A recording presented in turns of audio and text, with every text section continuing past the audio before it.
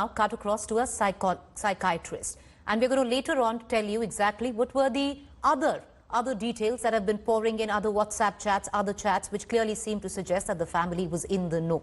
I want to go across right now to Dr. Ramon Llamba, mental therapist. I also have Devesh, my colleague, who's going to tell us more about these WhatsApp chats and these various chats. I want to cut across to the psychiatrist first. Dr. Ramon Llamba, my first question, sir, to you would be, a prescription is written in Delhi, and I'm going to take you through these 3 drugs which this prescription had. But Dr. Llamba, I first want to ask you, can a cardiologist actually write a prescription of these drugs? Because the person who's done this, the doctor who's done this, is not even a psychiatrist, but a cardiologist. Is it illegal to do so? Thank you, Priyanka, for the question. So what I understand about the whole state of mental health and medication as a therapist is primarily a qualified doctor, like a psychiatrist, is only allowed to prescribe any kind of medication. Although when you understand it from the point of view of understanding the chemistry of the brain, the human brain and how it works, a cardiologist would have the understanding. However, having it prescribed for a depression patient, I feel would be contraindicative for the situation that we are talking about. Definitely cannot. I want to take you through these 3 drugs, and I want to put out those graphics there, Dr. Llamba, before I move on in the bulletin. I want to ask you, are these 3 drugs, you're talking about an Exito, you're talking about a type of an antidepressant. We're going to put out those graphics of what these 3 drugs were. Do you think a cardiologist can actually prescribe these drugs for someone who he hasn't even met or consulted with?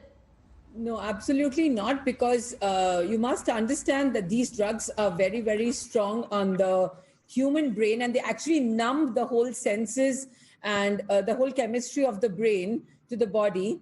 And obviously, depression is a very, very clinical condition which has to be diagnosed, and then we prescribe, medicines are prescribed.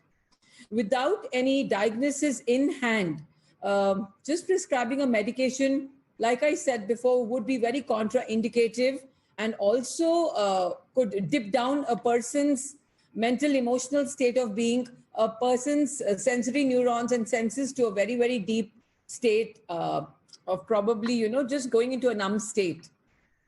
So a medicine like Lonazep, a medicine like Librium, are these prescription drugs? What are they used for?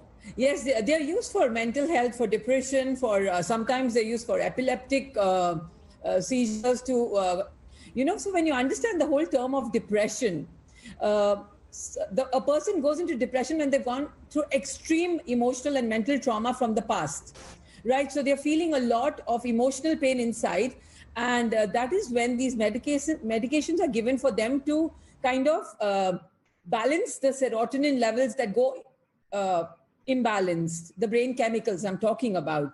So giving these drugs without any prescriptions is tampering with the brain chemistry that can actually even go into the wrong side of it. Stay on with me, because a lot has also been made that he looked fine. Videos have been released which seem to suggest he was happy, he was laughing.